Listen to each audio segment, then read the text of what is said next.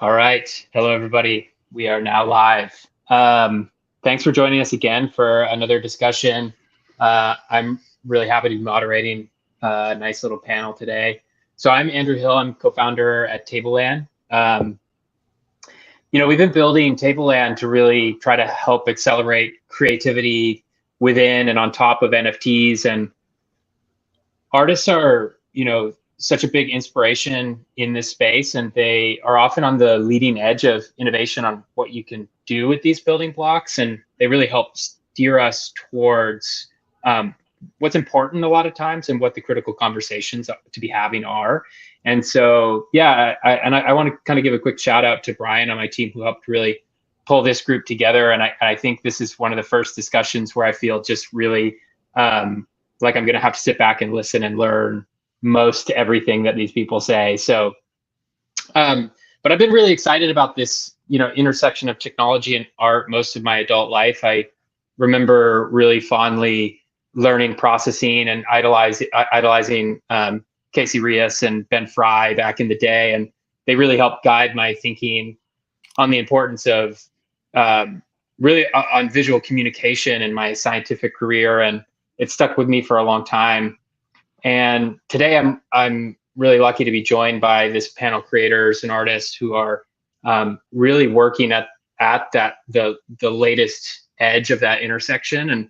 And so we started thinking about bringing them together. I just got really excited about the different things we could talk about. I'm going to kick off the conversation with some of my favorite areas here, and really focus on some concepts of feedback loops between culture, artists, technology, and see what they have to say about it, what their experiences have been, and then we'll probably zoom back out and hear a lot more about what they're interested in, what's happening in the world.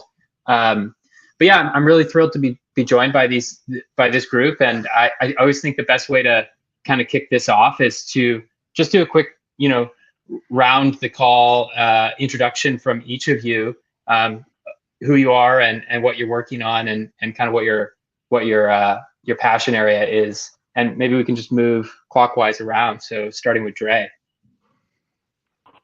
Oh fuck. Okay, cool, fine. My name's Andres Stiglborn. Call me Dre. Most people do. I'm an oil painter, and I don't know. I feel like when I'm describing sort of like genre of just one thing. So realist. I don't know. It's I like to uncover things in images by smashing the things that I'm interested in together, and just getting exposed to new images and different images, and just seeing how they come through the canvas. And it's very strange. Things seem to fit in a particular way, and there's a certain fascination I have with this world that seems to be uncovering itself piece by piece from just me being interested in the things that I'm interested in. It's awesome. Yeah, I don't know how quick this is, but I came into NFTs around 2021 after the big explosion that shook the art world's, what do you call, the arthritis. And ever since then, it's been a crazy joyride of just meeting new people and just experiencing a sense of validation or success that I'd never had before this. So it's been really beautiful, the connections made. So I guess that's me in a nutshell. Cool, thank you. Birdie. Sure. So I'm Bertie, founder of a project called ArtDAO. I guess have a weird kind of roundabout story of how I ended up in the space, but have been kind of interested in art for a while. Always found it was something that had a lot of kind of meaning and ways of kind of changing how I thought or looked at the world. But actually was quite sort of disillusioned, I guess, with the general kind of art world and traditional kind of gallery infrastructure. And actually found myself more in the end of doing kind of grassroots humanitarian and community building work around the Syrian refugee crisis. and was kind of amazed there at the impact of kind of giving artistic and I guess kind of cultural tools to communities of people had, particularly in kind of transforming their own sense of reality, but also their own kind of power that they felt they had and the sort of agency around them. And so kind of always been in crypto for a long time now, actually. And then there was this kind of wonderful coming together of moving to Lisbon and meeting a bunch of super cool artists that no one was really doing much to represent at the same time as kind of NFTs and especially DAOs were starting to take off. And I felt like there was something really powerful there in ways that DAOs could kind of open up to a more collective way of engaging with art and kind of center it more as something that was, I guess, open in some way to anyone and not kind of guarded by this sort of elite mentality. So out of that, we kind of started this project called ArtDAO, which was, yeah, basically just kind of looking at that intersection of what DAOs and NFTs could do for art and artists. And yeah, we started basically a kind of decentralized gallery, I guess, where we were sort of representing the artists and opening up connections through the community. And off the back of that, we're now looking at ways that we can actually kind of create a sort of platform or framework that enables artists to bootstrap their own kind of initial communities, almost like a mini kind of DAO around them. And that's kind of where we are today. Nice, thanks. And Dave. Hey guys, thank you so much for having me. Excited to be here. My name is Dave Krugman. I'm a photographer in the crypto art space. I also am the founder of a creative collective called All Ships, as in all ships rise with the tide.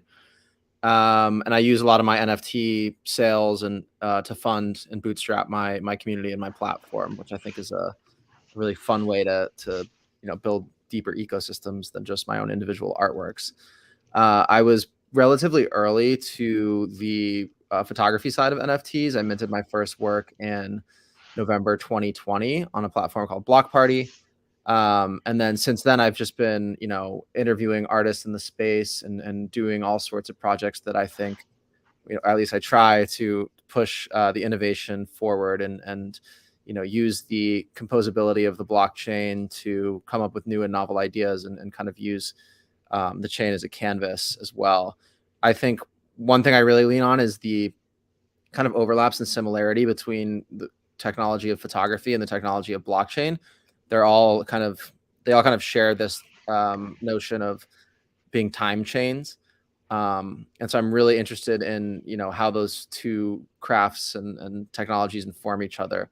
I think my most recent notable project was probably my project Drip Drop I did with Transient Labs, where it was kind of inspired by art blocks and generative artwork, but I dropped 1,111 pictures of puddles in Times Square, where we used machine vision to count all the different, ripples in every single puddle and create a rarity system that kind of was emergent from the generative laws of physics and nature. So that's pretty much me in a nutshell. I also am on Super Rare, and I've done drops on Nifty Gateway and my own Manifold contracts.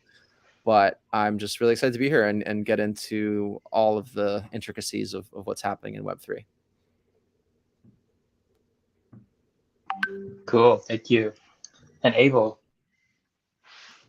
Hey, wow, this is great. I'm just gonna keep it short because I feel like there's so much to talk about here. And start with my entry into NFTs, coming from music for film and music licensing and music production and just the world of music. I worked alongside with incredible visual artists creating music video content, live visuals, things like this. And that's what led me into NFTs. When I saw what was possible for visual artists now to use the technology as to transfer their work and the provenance and all of this stuff, I was like, wow, this is huge. And I saw a great opportunity for me to create a lot of work with my friends as the sound side of that. A lot of this, like each motion graphics, in my opinion, if it moves, I want to hear it. I want to hear sound. So this became a really great opportunity for us to kind of get together and create the work that we really love to create, use our skills. And um, that led me into thinking more about how this is going to work with music. I started working, with the idea of what a music NFT was before, those two words were really popular being used together. And it was complicated, and I think that, I see a huge opportunity here for us to discover a deeper sense and actually experience music on a deeper level, more engaged, and also to raise the consciousness about what we all do here and the value system that we're used to, and also transfer all of that in an education form, and teach people about IP and our rights and what we're doing and how we're going to build that going forward into the future, um, as with this technology. So yeah, it gets a little bit complicated really quick. A lot of my projects I've done, a lot of collaborations on one of ones, and been a part of drops on many different platforms. I also have my own contract using Manifold that is a music audiovisual NFT collection. And I've done different collaborations with platforms as well using their technology. Like one of the things that I'm into is like music NFT players. One of the big questions was, how do you listen to music if it's an NFT? Like, why should I get that? And so, yeah, I'm here to explore that kind of relationship between visuals and sound and what's possible to do there. So I appreciate that.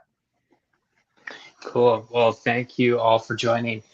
I thought selfishly I wanted to kick off this call like chasing this thread that I brought up with a few different communities, and it kind of generally centers around this idea of feedback loops and this growing thesis in my mind that feedback loops built around crypto technologies are faster than we've ever experienced before. And I was in thinking about what to talk to you all about today in this meeting point between art and technology, I thought, where does this apply? And I realized that actually it has some really strong there's some really strong signals happening in artists and artistic communities. So specifically, I started thinking about how artists and artistic communities are constantly referencing and learning from each other's. Like the best artists are tinkerers almost. They love to look at other art. They love to try to decode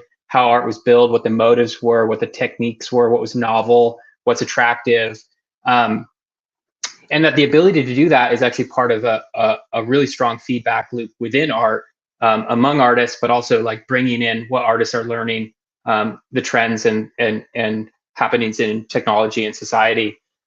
And with blockchain-based art, it really allows all the pieces of that loop to be happening really, really fast. So artists are creating really quickly, disseminating their work really quickly, and then people are obviously interacting and experiencing that art so fast. And I was trying to imagine this in juxtaposition with the feedback loops among artists and artistic communities in, say, the 90s, and being grounded in non-digital. They were just so slow. It seems like they had to be so slow compared to how they are today. And so I wanted to throw this hot take out and ask you all, do you think the feedback loops today among you and other artists is fast? Am I right in seeing it this way? And can you break down that experience and like tell me where maybe it's wrong or how you think about it? But it seems like this artistic community could be moving at light speed. I think that's absolutely correct. But I don't think it's unique to this moment. I think that everything is just accelerating as we get deeper and deeper into, networks that move at the speed of light. Like the fact that I can, somebody in Japan can post a picture and I can learn from it and then iterate on it and put my own work immediately back into the system, get, positive feedback, negative feedback immediately, even if I'm just reacting to, the level of engagement that I'm getting on that particular piece of art. It's probably the fastest learning cycle that we've ever had. And the ability to learn things on YouTube, the kind of decentralization of information generally, I think is doing exactly what you say, is allowing people to learn at a rate that is getting closer and closer to the speed of light. I mean, as beautiful as that is, it also comes with a ton of pitfalls. To try to constantly keep up with these algorithmic changes, to disconnect our sense of self-worth and value from the feedback data that we're getting is a very big challenge for artists. And so it's definitely a double-edged sword, the pace at which things are moving. What I actually love about the blockchain layer is that prior to the blockchain layer, in my opinion, as somebody who's made their living on social media for over a decade now, it used to be that my only centralized online identity, or online identity at all, was a username that I'm renting from Mark Zuckerberg or Elon Musk on Twitter. You don't really have any ownership over your online identity. But with blockchain and your wallet, you really do have this kind of root DNA layer where you can't really be deplatformed from it, in a sense. Now our informational layers are still owned by tech titans, but having this root kind of DNA layer that everything else points to, which is my the mints and the things that I put out into my, what I would consider like my artistic legacy on the blockchain. What that does is it turns my social media layer into kind of, that my informational arm, my community building arm. And so I get to relax into myself a lot more, where I don't need to worry about constantly keeping up in this algorithmic rat race as much as I did before I had this root identity layer of crypto art. So that's kind of how I'm thinking about it. I'm like, now I have my core identity that like nobody can take from me. And it has kind of unshackled me from being so hyper vigilant about keeping up with the feedback loops of social media. So they're very useful. And I think it's, there's never been a better time to be a creative, but I would warn creatives to be very wary of playing to these algorithms, because, you can let an algorithm hijack your creative voice if you're just only chasing, likes for the sake of likes. So be vigilant and make sure that you're actually being who you want to be online, because it's easy to get pigeonholed into being just, reprogrammed by these extremely effective algorithmic tools that the best psychologists and programmers in the world are paid to build to keep us addicted. So that's a bit of a rant, but I think I at least addressed it. Yeah. You just made me realize, before anybody else jumps in on the hot take, that we might be living in the moment where, because of pseudonymous artists, we might be living in the moment that the first artist appears that never dies. Just as a thought experiment. But anyway, any other hot takes on that speed of innovation and inspiration among artists? Yeah, I mean, like, personally, I think we can kind of problematize the actual, quality of feedback, I guess, is maybe another question there. Because I think that we're seeing stuff ramp up a lot in speed, but then there's a question over the quality or the depth of that feedback. And I think, like Dave was saying, right, a danger that you get kind of pigeonholed by chasing after what gets likes over maybe what has a sort of like deep, effective relationship with someone, which is probably what you kind of want to achieve with your art more than just getting a bunch of likes on Twitter. But it's hard to distinguish those in the feedback loops we have. And I think that what's kind of cool about crypto, like Dave is getting at, is that we have this layer where you can build more permanence and kind of more deeper and committed relationships that still function within these kinds of speeds and like references of online digital networks. I think that's kind of the part that interests me, is how we can kind of keep the speed and I guess the global dispersion of stuff, but build into it actual kind of depth and meaning and layers to it around that.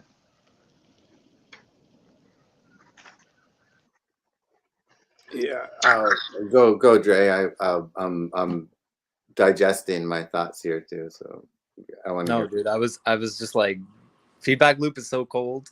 As a term, it's so cold, man. Like, fuck, it's and I get it. We're at the crossroads. You know what I mean? Like, where's the blues lick when you need it, with a lot of distortion? But like, Bone Thugs and Harmony.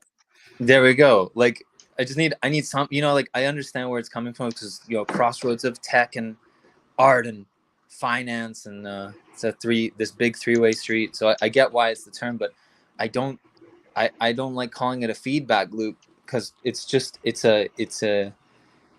the genius response, right? It's like we're all constantly responding to stimuli. We were talking about it a little earlier before the call started, but like artists, creatives, everyone is incredibly creative, and that creative faculty responds and gets keyed up when we're responding to anything, whether we're being contrarian to an opinion, or we're listening to a piece of music, or you're seeing another piece of art. And, you know, like Dave is saying, it's like you're just exposed to so much work, and you can't fucking help but respond to it. It's amazing, right?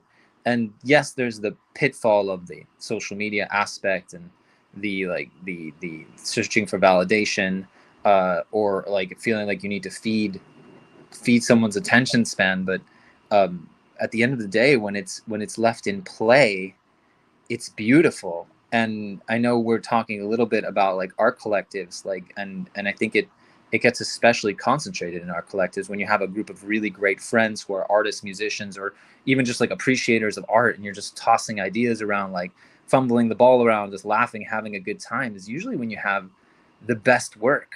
I'm part of a collective part of multiple collectives. I'm sure we're all part of a billion goddamn group chats on Twitter that are annoying the hell out of us, but like, Making It 247 is one of the best collectives that I'm a part of, and a huge part of it is, hey, we're sharing progress photos. Hey, this is how this is going. Oh, cool! Like, let me see how I can riff on that. Oh, like we're gonna do a drop with a bunch of artwork. Let's just see how it goes. Okay, cool. This is what happened. What's the through line between all of our works when we put them all together, right? Like Sans Curator. Like, let's see how we all responded to a particular theme. You know, like internet or going back home. And so I find that incredibly fascinating. Is like what we're seeing is a mass movement, right? And a concentration of all these people that are creative, and let's call it, for lack of a better term, like creative adjacent, want to be creative, are meeting in one place and can't help but form little collectives and little vampire covens with one another. And what we're going to be seeing over the next couple of years are very, very specific little niches and groups of people that create work that have a certain spirit, a certain soul. And it's amazing. It's like it's just an amazing time to be alive, to just be keyed up in this way 24/7. I mean, I guess when you're not, if you're if you're like, was it psycho-spiritually whole and not getting lost in the sauce, right? Which is hard enough, but at its purest, it is beautiful. Like, it is so goddamn beautiful. All right. Those are hard acts to follow. And I just agree with all of it. Like, I think coming from the creator's perspective, you know, you can hear from what you guys are saying how incredible this is on that side of the feedback loop. And let's see, thinking about contributing here, from the other side of it, the collector side of it, the music listener side of it, the person who loves music and wants to support the artist, that has been not the easiest thing to do. You know, we've moved to something like Patreon might be the solution that we had, or like Dave, you were using social media for people to, you know, support you. Now, when we use NFT technology, you see these open editions and Manifold, that 0.0 whatever Ethereum that you send to that artist goes directly to their wallet, minus the gas fee that you pay.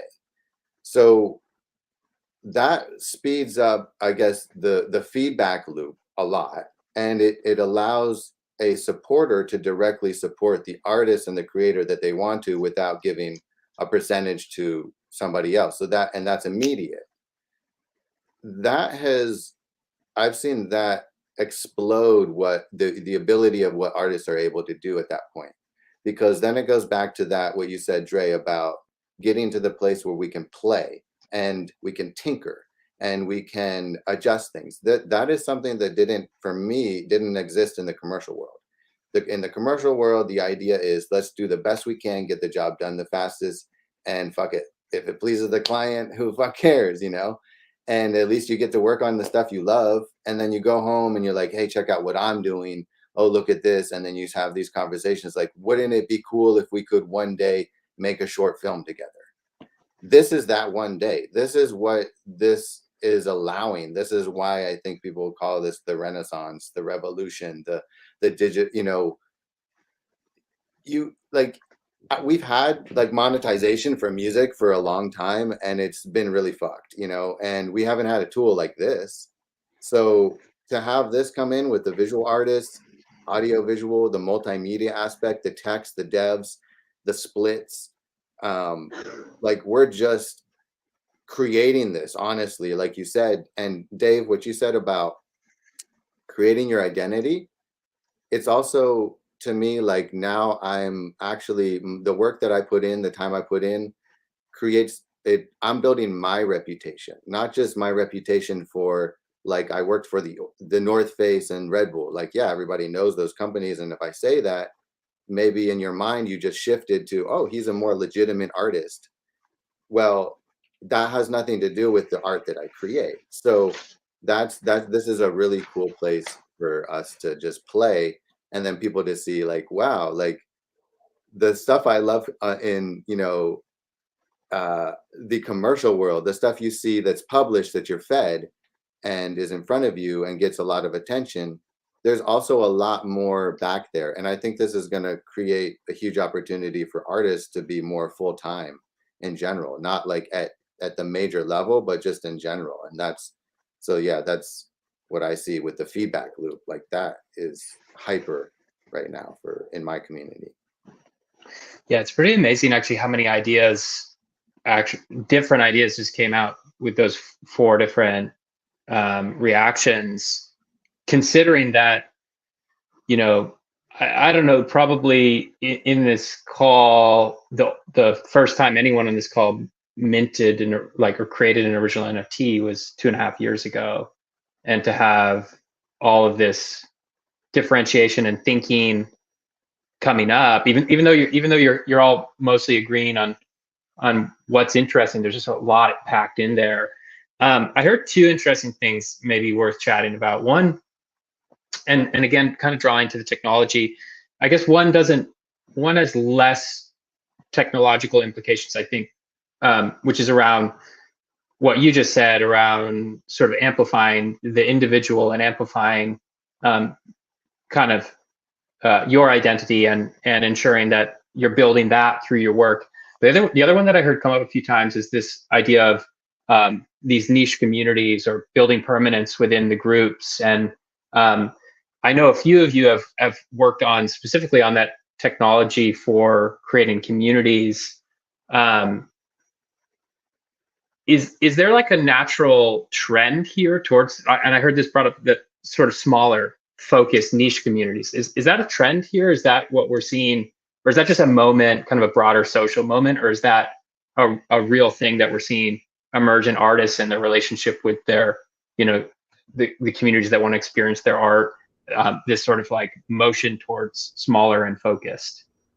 I think that's a really, really great question. And if I'll just like wax poetic about it for just a minute. So I think what's really happening here is that we've been given a new tool to build community with. And so my definition, when I talk to, bigger brands that are trying to figure out their Web3 strategy, or just artists who are trying to dive into the space, I think the best way to describe what NFTs are is NFTs are one of the best tools that has, in my opinion, ever existed for the alignment of incentives within communities. So basically,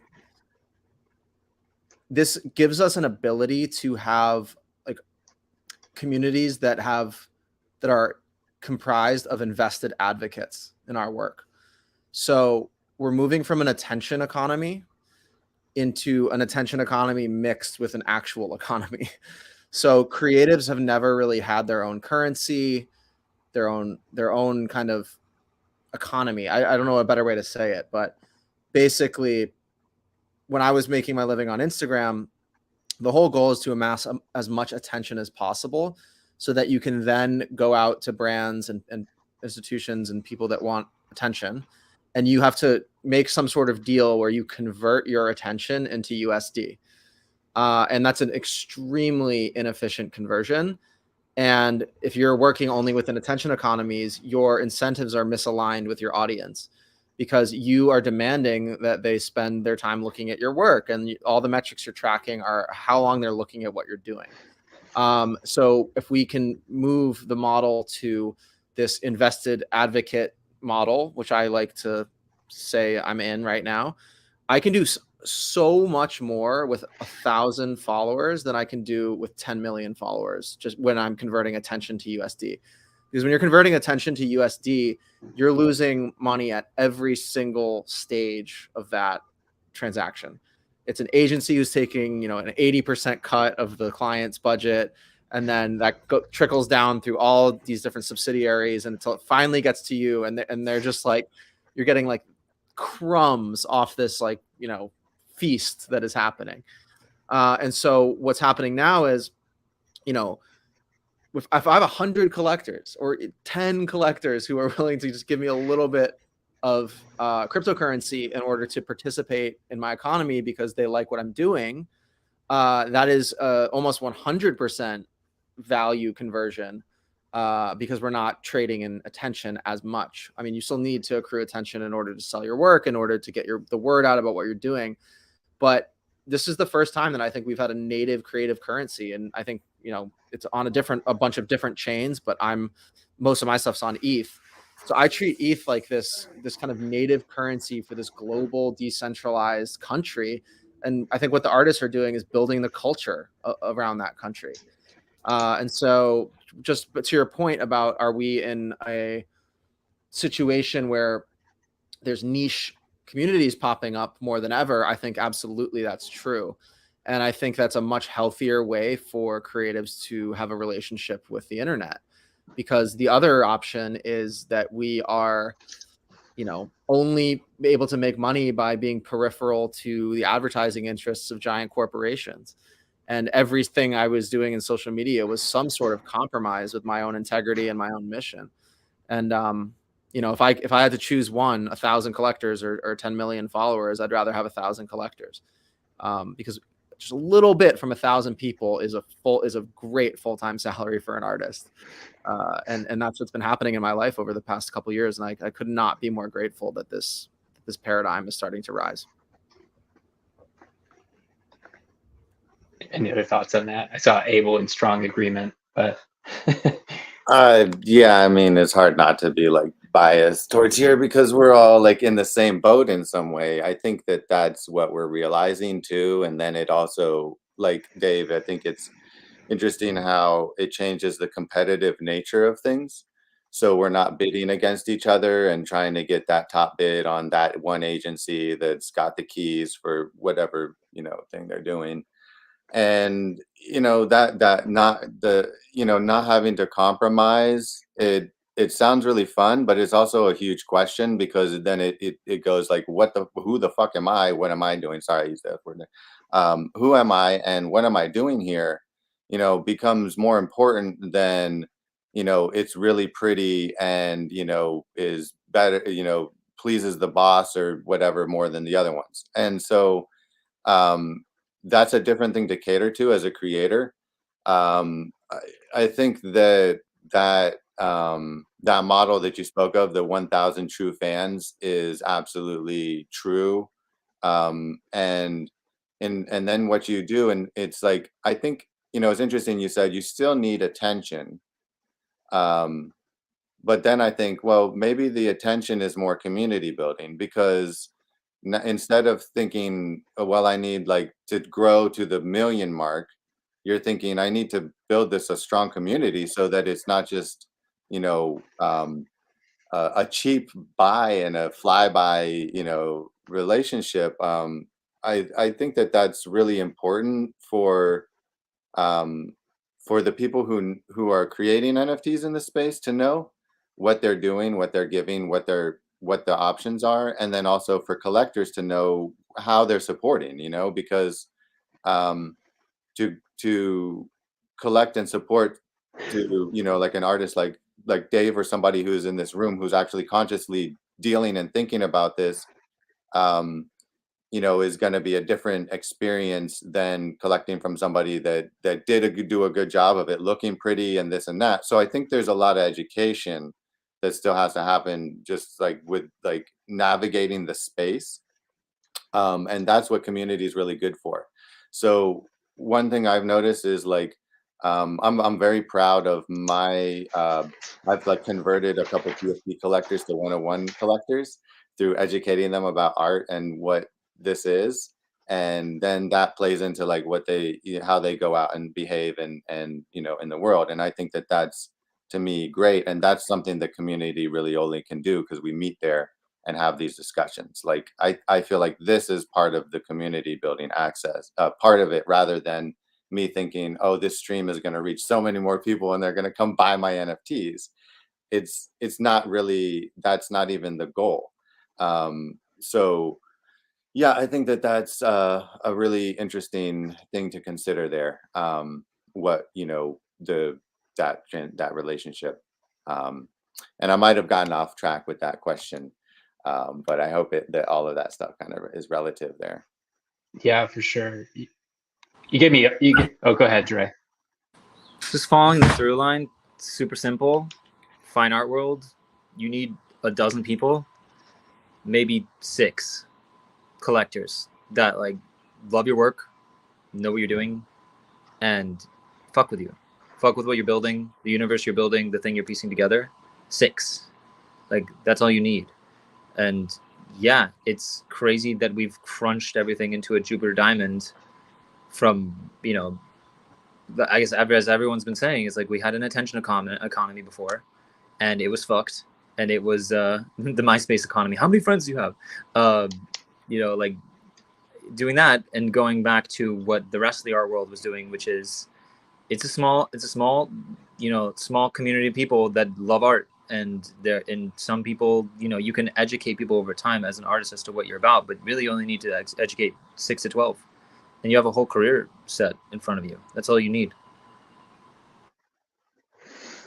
Yeah. So the other thing that this is kind of triggering in my mind is just like every art movement before this, or you know, before the internet really was geographically bound. Obviously, like to that idea. I don't quite have the better word for it yet. I'm sorry, Dre, but to the idea of like the feedback loops.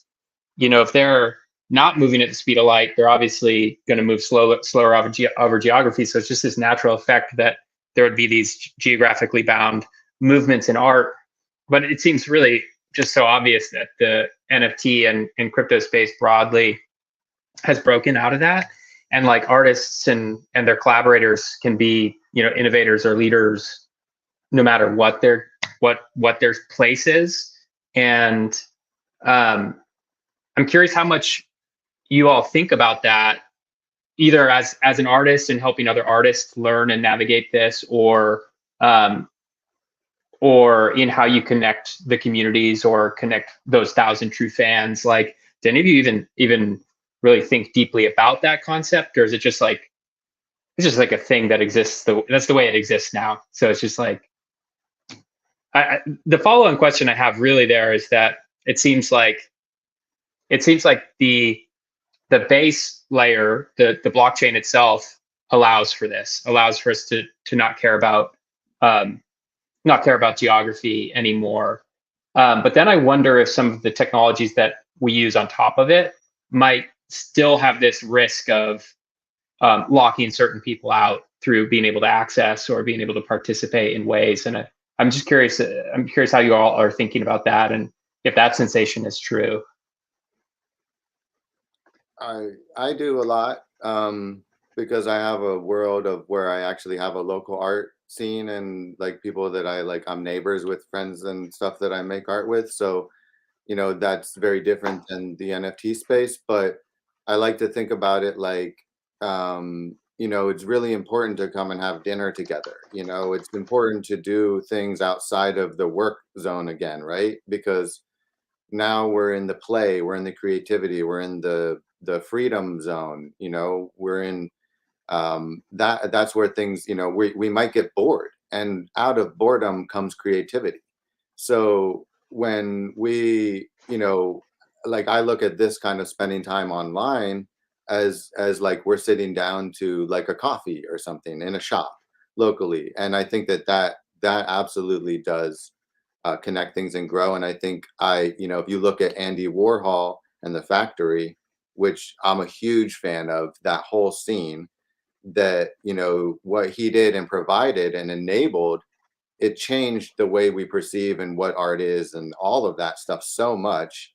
I believe it's not the highest selling, like like the most sold, but I believe it's right below Picasso if you look at how much art has gone into the world. So how did they do that? They all did things together, right? So we're creating that. I think that's the really cool thing, is we get to do that in this metaverse, and it's also a lower overhead. We don't have to pay for a building to do this in right now. We don't have to fly Dave down and fly these people over to do this. So now, with that low overhead and this freedom of creativity and play, like that's where the real potential for me comes out.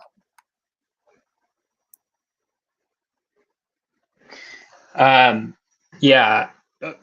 So I guess one of the things that I'm a little worried about, and that was all leading up to this, is the way that artists are building on top of this technology.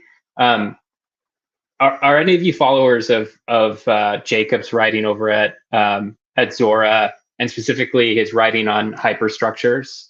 I've really appreciated this writing, but he just talks about the way there are these sort of really valuable structures that can be built on blockchain that essentially can't be stopped, but are incredibly valuable, expansive, permissionless.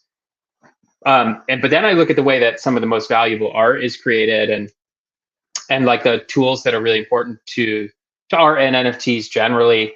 And he actually calls out one in his original essay, which is like the Wavern protocol from OpenSea. It relies on centralized databases, which sort of break that idea of anybody can access and anybody can be part of it. And I think about this with like pinning services, for example. Like the media that we create behind the art has to have somebody hosting it, and things like that. And I wonder if there's like, I do wonder a little bit like how much artists are thinking about how this all comes together.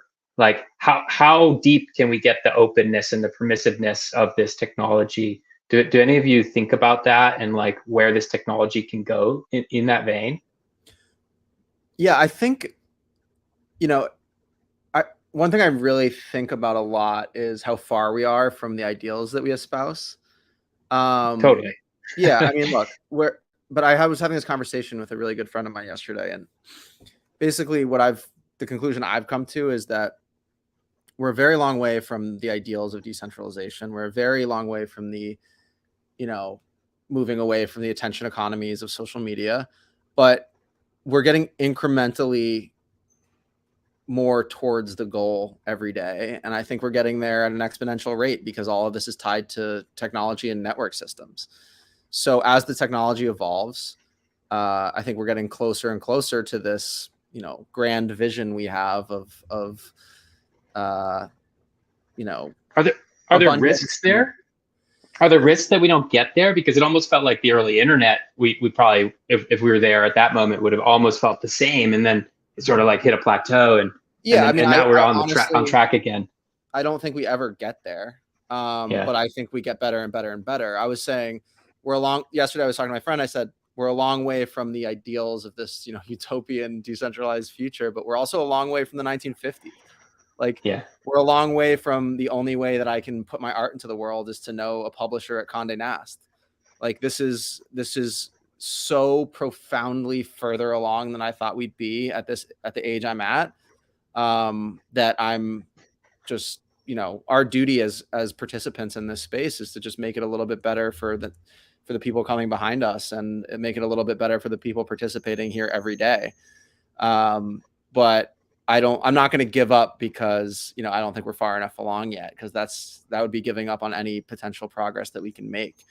If you told me 5 years ago that I'd be able to sell digital versions of my photography at a global scale at the click of a button with almost no fees. If you don't really, there's ways to do this where you're almost taking 100% of the take. I would have laughed you out of the room. So I think that we're both very far from where we could be with all of this, but we're miles ahead of where we were when the only tool I had to reach my audience was just social media. So this ability to use blockchain to build more, entrenched communities, I think is a profoundly important step on the long arc towards decentralization. Yeah. Yeah, I think there's also kind of an interesting maybe like separation here that you see between technology and also kind of the art and the cultural side of things. Because I'm kind of amazed. I mean, if we can look at all the art that's on Tezos, for example, you can see that the artists minting there are not minting on that platform out of a deep-seated kind of like understanding of the architecture of blockchains and like decentralization, right? But the art that they're creating still has like a lot of kind of arguably like cultural value and still participates in a kind of like crypto art movement. And I think it's kind of maybe like we're looking at the wrong people if we're expecting artists to be the ones who push for like a fully decentralized like tech stack, for example. But they are the ones to look for in I mean, I've had really interesting conversations with kind of like street artists and really kind of like underground artists who don't even really engage with social media, but just the simple logic of them kind of owning their things through a ledger and be able to kind of mint it on the blockchain really kind of clicks with them, and it clicks with them in quite a kind of effective or almost kind of like vibey kind of way, not a tech way where they're like, okay, I fully understand how the Ethereum like consensus mechanism is working and how you have like a distributed network of computers kind of verifying the transaction, etc., etc. And I think that a lot of the value of kind of what they bring as artists and what their perspective is in this kind of cultural side of things and this kind of effective meaning and possibilities of the technology, not so much in themselves necessarily pushing for fully fledged like decentralization in a tech view. But I'm interested to hear what other people's views on that are. Nope, I'm inclined to agree. From the artists and art collective thing, it's like, sure, there's plenty of people that are looking at the shining city on the hill at the distance and going like, oh yes, like we're on our way. But most artists here, like, we're looking at this as, wow, okay, like we've talked about it before, there's no middleman anymore. Like I don't have to run through a gallery that takes 30% of my cut and does blah blah blah, and there's a dealer and there's all this stuff, and there's this just opaque high strangeness on how eventually when I die my art is worth something, right? Is like people understand my vision. Is like we care more about just like exploring our worlds and being validated for them and enjoying our lives through them. And now, money is a part of that as well. And like now there's nobody in between saying the work is worth something or not, right? That's really it. As far as like decentralization goes, I know that it's occurring it's occurring within the conversation, but it's more like the established order was already rocked. Like this is already like what we wanted is already happening, and it's a really cool party. I hopefully that Yeah. Yeah, I think like maybe a year and a half, 2 years ago, just you need to almost have like an activation to see it, to then take the leap and be part of it. But now you don't really necessarily like it isn't as high of an activation energy to get a new artist to see the value, because a lot of the pieces are now there, and we've shown the experience that can be built, and we've shown that people are interested in this. So it like the new sort of like, if you can call it even new, the new community is very different than what it was just 2 years ago, having being much smaller. So I'm curious, like what is next? Like what are the friction points? And I'd be like really remiss not to ask this question, because a lot of people in our community are technologists really, and they'll be wondering like, what do we need to build for you? Like what are the important next building blocks that are needed by artists to either move closer to the utopia or to unlock new streams of you know, the 1,000 followers or new platforms for collaboration or creativity. Are there any thoughts on your mind about where those friction points or opportunities are to build? I think that that's a really cool question, and I think that that's super special. This is the place that I've found, you know, people who are developers and builders outside of art, you know, traditional, what you would consider an art industry, but they love art so much that they actually want to build stuff for that. You know, and what I find is that, you know, through a conversation, I love looking at demos and seeing what these tools are, because we need a new set of tools for almost everything in a sense. And I find that it's always really helpful for the devs and people building, because, you know, artists, we go, that's really cool, but whoa, can you do this? Or, you know, we don't stop, and we started before NFTs and then before the technology. So yeah, like you throw a new tool in our hand, we're gonna love it. But at the same time, you give us something and we'll be like, that's cool, but we're gonna go the other way because we're artists and we're creating.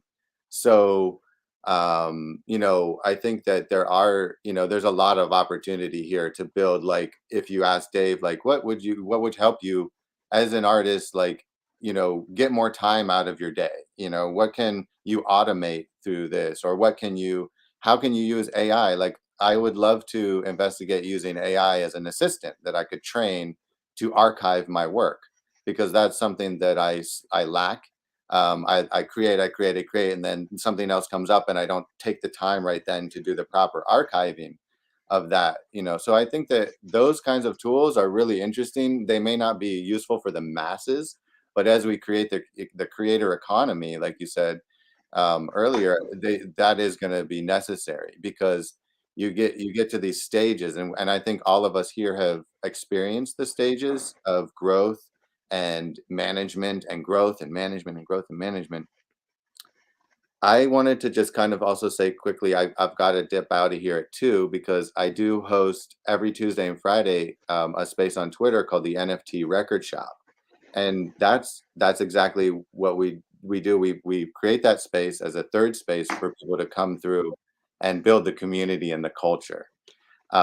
So that's I have that commitment. So I just wanted to say pre goodbye, because I think you guys are probably going to carry this awesome conversation on longer than I can attend today.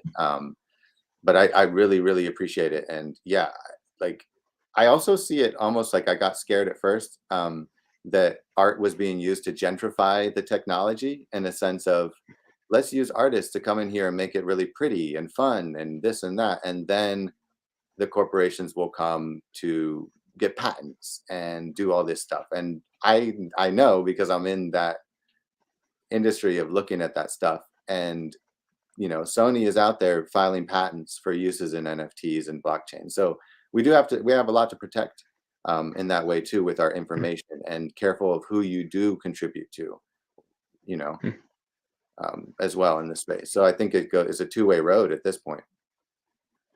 Cool. Well, thank you in advance if you dip. Any other thoughts on friction points, technology that's missing, Yeah, where I we would should be sort of looking? echo actually building the points of contact between developers and artists. Even at hackathons and stuff like that, I find it's kind of a shame that it's just groups of developers getting together and there's rarely actually this kind of cross section between them. And there's kind of a lack of I don't know, communication problems I usually find, and the developers get so down a rabbit hole of kind of GitHub repos and like chatting amongst themselves that it's like becomes totally inaccessible to artists, even when actually if you articulate it differently, then they would have a ton of really creative ideas and kind of be on board with that community and that kind of co-creation. So I think trying to find ways almost at a more kind of meta level that these kind of conversations and even the development of apps, right, could happen in a way that artists can engage with would be really cool to try and see the community move towards.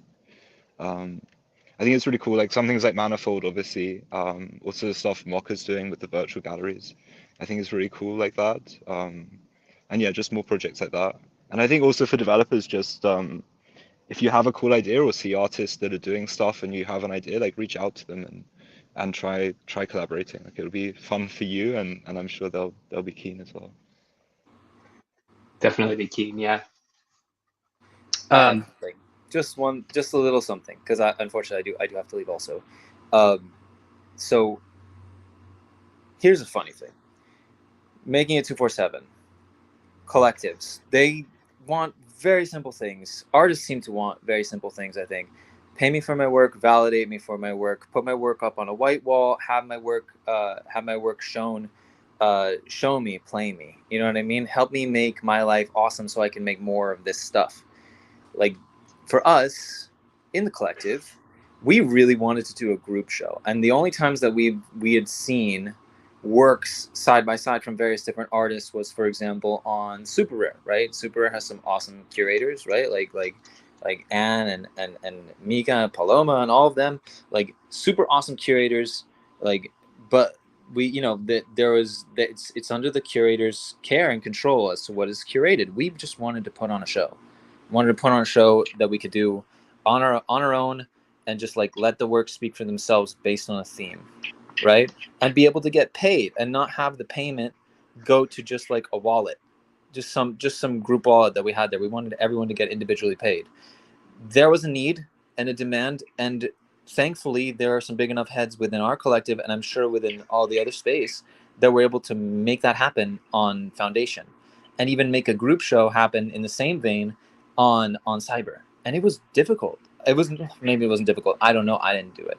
We had our friend, you know, Teji and Subtle Bubble and Anubis in our collective. They were the ones that did it. And what happens then? Suddenly, you know, we're doing this on Foundation. Foundation, it wants to talk to us. We're doing spaces on Foundation. We have an excellent drop. Everyone sells their work. It's amazing. Everyone's having a great time. Foundation was already developing little by little this function called Worlds, which is exactly that. It's like you guys as artists can create a fully functional like show and make that work for you the same way that it worked for us, where all individual artists, it's their wallets. When the work sells, whether it's an auction or sale, it goes directly to their wallet, right? It's like, okay, well, it took us a minute to do that. For Foundation, because now they saw that there was a demand and artists had figured it out how to do it themselves, we're like, well, shit, like let's roll with this. There's clearly a demand, and let's make it super easy and simple to use. And they did that, and now Foundation has the Worlds feature, which is a huge part of their platform. Equally, on Cyber saw us doing the same thing, was featuring our works on their front page, same as Foundation, and they went, well, these guys did this, and I'm sure it was a pain in the ass. How do we make it even easier for other art collectives to do this, to drop works individually and have a mass of people contributing to a gallery? There was a demand. They saw the demand. They saw that it was possible because artists the artists involved have pure intention, right? All we want to do is show our work, sell our work, be appreciated for the work, and they made it easy. So what I would say is watch what artists are doing and see what they're clamoring for, and keep in mind what it is that they're trying to do, right? Trying to show work, sell work, be appreciated for work, make money so we can make more work and have that sense of creative and financial freedom. And that's as far as I can say, to be quite honest. Like that's where you would find a demand, is by listening to artists and seeing what they're doing. That's probably a pain in the ass for them. Make it less a pain in the ass for them. I think that's an excellent point to end our conversation. I realized that this conversation should have been scheduled for 2 or 3 hours. I had so many questions I wanted to ask you all that I just didn't have time to, and I wanted to dig into so many projects out there. Bertie or Dre, do either of you have projects coming up that you want to give quick shout outs or mentions to that people should be paying attention for? And if not, we'll call it a day. Sure. Unless Bertie, unless you want to go first, like I got no problems.